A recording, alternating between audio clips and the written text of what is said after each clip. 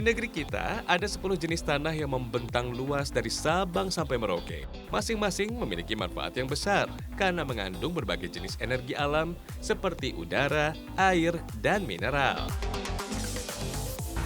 Kalau kita bicara tanah, ternyata barulah akhir-akhir ini riset membuktikan bahwa mineral-mineral yang ada dalam tubuh manusia semuanya mirip, bahkan sama persis kurang lebih dengan apa yang ada dalam tanah seperti ini. Artinya apa? Artinya Allah sudah mentakdirkan kita kalau kita mau hidup sehat, maka kembalilah kepada SOP-nya Allah, kembalilah kepada produknya Allah yang Allah ciptakan dari tanah atau tumbuhan yang hidup di atas tanah ini. Pada intinya, semua makanan seperti buah dan sayur sehat untuk dikonsumsi. Dengan syarat tanpa banyak melalui proses kimiawi. Juga tanpa banyak melalui proses pengolahan ketika disajikan. Salah satu tanaman yang paling erat dengan kehidupan kita adalah padi.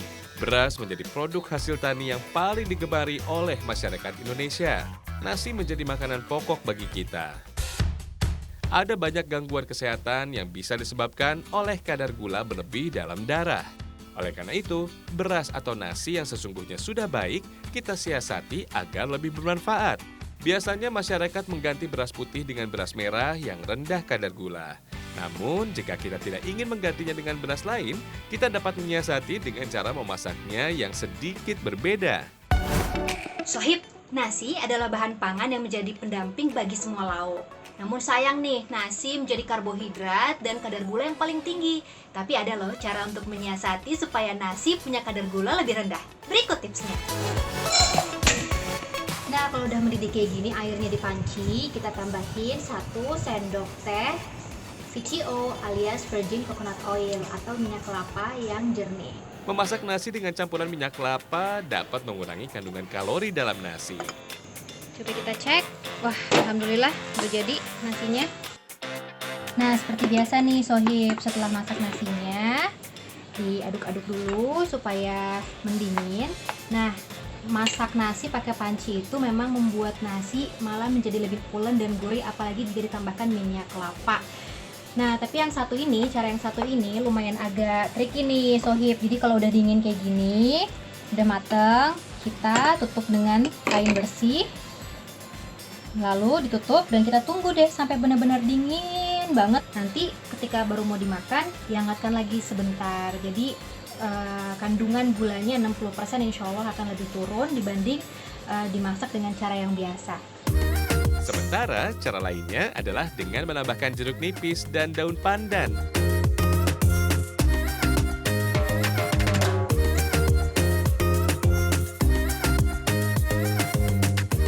Nah, kandungan jeruk nipis itu bisa membantu menurunkan kadar gula dalam nasi nih Sohib. Jadi kalau sudah selesai kayak gini jangan langsung dimakan ya, tunggu agak dingin supaya kadar gulanya semakin rendah. Kita bisa tiriskan dan mendinginkan nasi dengan cara dikipas atau diaduk agar dingin dengan merata. Selain itu, kita bisa menggunakan tepung kelapa sebagai campuran nasi. Nah, saya udah siapkan beras yang sudah dicuci dan juga sudah direndam sesuai takarannya. Untuk 1 cup beras kita gunakan 6-7 sendok tepung kelapa.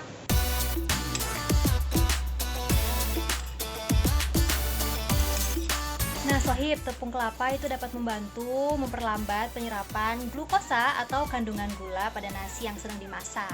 Cara ini dapat menurunkan indeks glikemik nasi dari 89% menjadi 49% saja.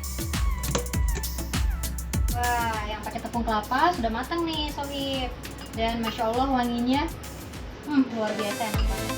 Pengembangan layanan analisis pangan Institut Pertanian Bogor meneliti campuran tepung kelapa sebanyak 25% dari campuran nasi dapat mengurangi kadar gula dalam nasi. Iya Sohib, sebenarnya masih banyak loh tips untuk mengurangi kadar gula dalam nasi. Sehingga kita bisa tetap menikmati makan nasi dengan menghindari resiko diabetes dan juga obesitas. Nah, yang penting sih tetap harus berusaha menyiasati makanan supaya makanan kita tetap alami, sehat, dan bergizi.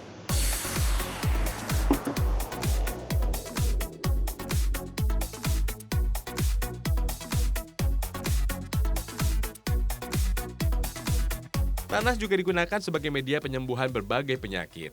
Penelitian dari University of South Australia juga membuktikan bahwa tanah dapat menyerap serpihan lemak yang berada di usus. Tanah yang digunakan dalam penelitian ini merupakan konsentrat dari tanah liat bentonit dan sintetik. Utamanya cocok untuk para pengidap obesitas. Dalam hadis riwayat Bukhari, Rasulullah bersabda, "Dengan menyebut nama Allah, debu tanah bumi ini dengan air ludah sebagian di antara kami dapat menyembuhkan penyakit di antara kami dengan seizin Rob kami." Ya, salah satu dalil tentang mengatasi luka adalah ya kita memasukkan ya tangan kita itu ke tanah ya, atau pertama ke mulut kita ya, tempelkan ke tanah dan bacakan doa. Ya, tapi di sini konteksnya, nah di sini kita lihat para jamaah sekalian ya, pemirsa sekalian, ya tentang konteks hadis tersebut itu hadis sahih. Tapi para ulama mengatakan bahwa hadis ini sifat maknanya zahir. Ya, jadi jangan kita salah menafsirkan tentang hadis tersebut ya, sehingga kita ambil semua tanah lalu kita bacakan, kita tempelkan, nah akhirnya luka kok tambah parah. Nah, maka Ibnu Hajar Asqalani mengatakan di sini banyak catatan ya, bahwa tidak semua tanah. Nah, ini yang harus kita pahamin, tidak semua tanah yang memiliki khasiat seperti itu. Makanya tanah yang bersih, yang tidak terkontaminasi. Hal ini berkaitan dengan kondisi masyarakat desa yang tetap sehat meski minim fasilitas olahraga dan kesehatan. Jawabannya tentu ada pada pola hidup mereka yang sering bersentuhan dengan udara bersih, air yang segar, tanah yang asri, serta banyaknya aktivitas fisik.